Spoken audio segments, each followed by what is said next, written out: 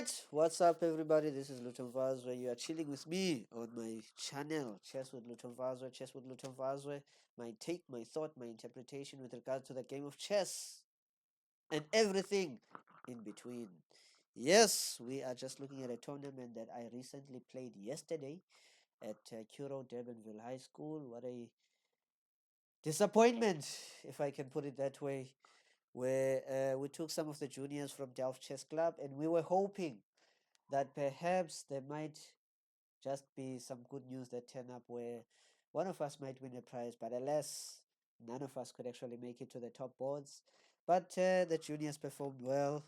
The tournament was enjoyable as well. Shout out to Curro Durbanville High School for hosting the tournament. Shout out to Mr. Reuben Salimu, who was the head coach, who is the head coach of the school. And shout out to a tournament that was an amazing experience.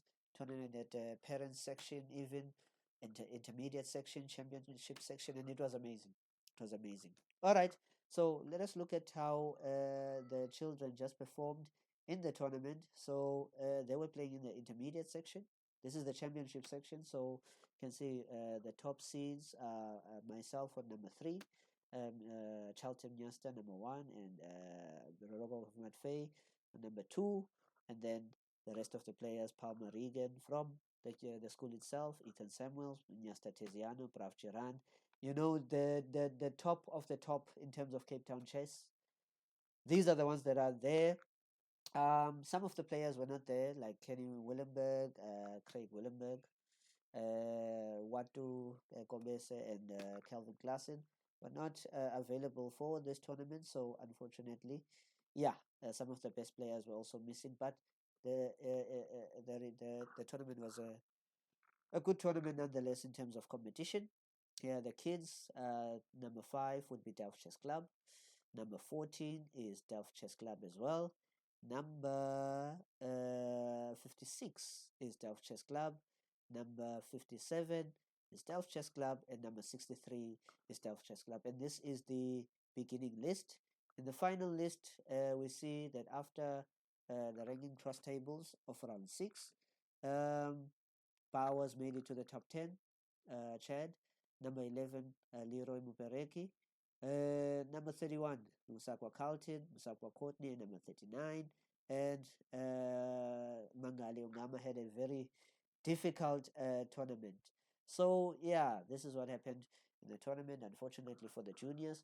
Oh, yeah, I just forgot to actually show you what happened with us in our section as well. In the championship section, we see that after the ranking cross tables, after 6 rounds, the person who won the tournament, I believe, is Rogov Matfei, and he wins it cleanly with a score of 6 out of 6. Ethan Samuels was trailing behind him, winning 5 out of 6, unfortunately losing to Rogov Matfei in one of the rounds. And Nyasta Charlton getting 5 points out of 6, was unbeaten, but the reason why he lost is because his phone rang. His phone rang, unfortunately, and the opponent quickly seized the initiative to win a rating against 2200. I mean, who would let that chance fly away? So, yeah, that's what happened in the tournament.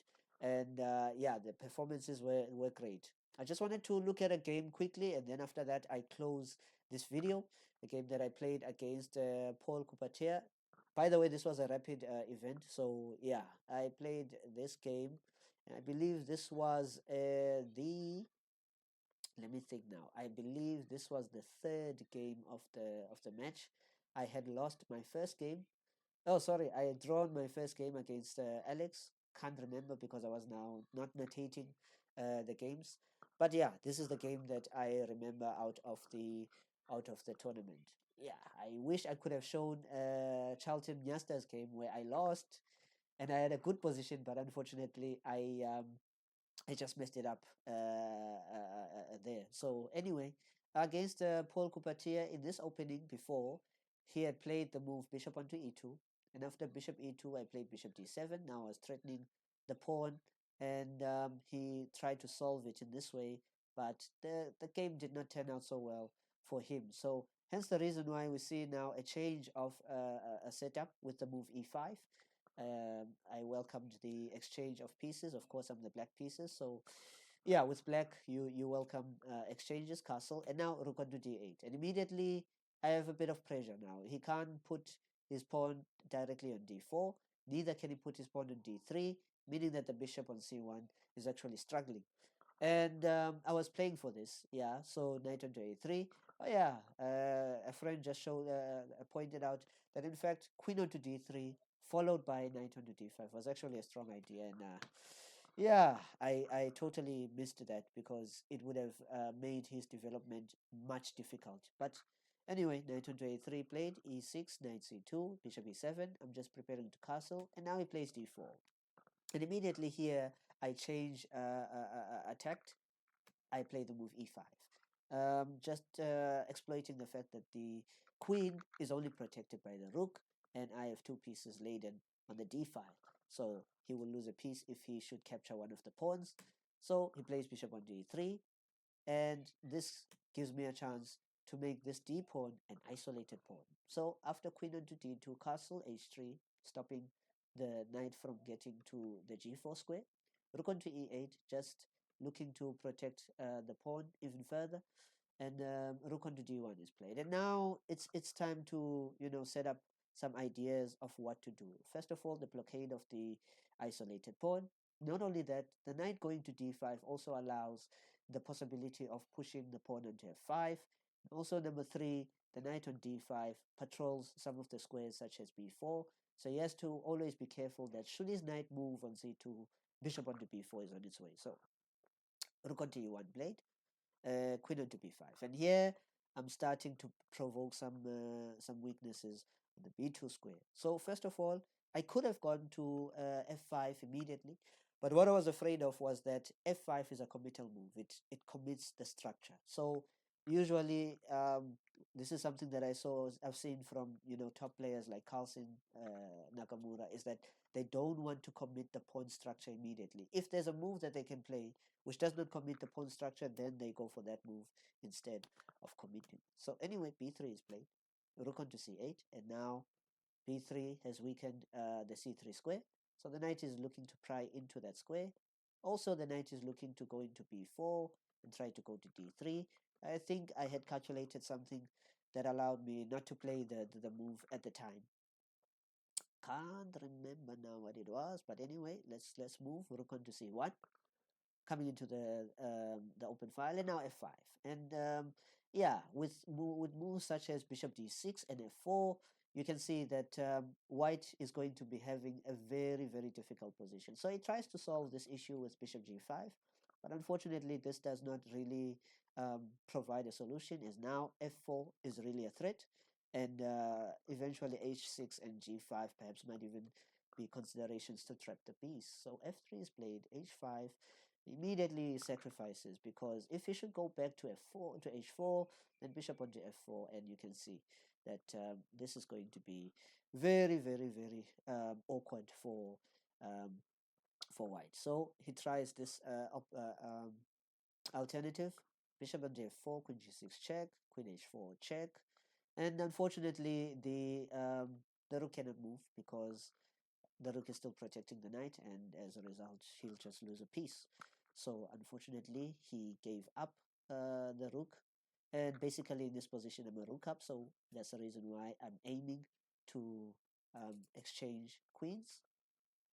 Unfortunately he does not agree with me there, plays a check, I move, he takes, puts me in a pin.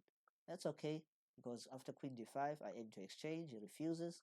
Now I attack the rook, and rook onto f1 is played.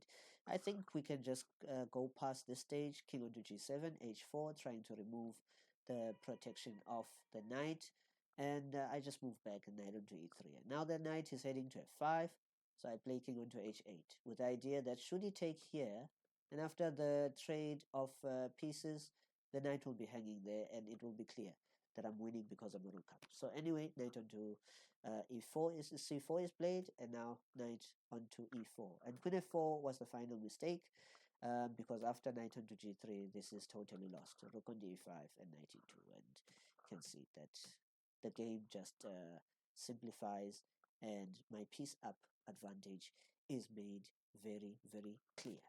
So yeah, that was the game and how we played. It's a pity we missed the prizes by just a margin. The draw in the first game, the loss in the fourth game, and the rest of the game we won. But unfortunately, that was not enough to clinch the prize. So yeah, better luck next time. Better luck next time. Anyway, guys, let's end the video there. If you want to comment questions, yes, Chess with Ludovazwe is there. WhatsApp group, and you can also leave your comments on the YouTube page section. Sorry, the comment section as well on YouTube. And I will see you guys in the next video.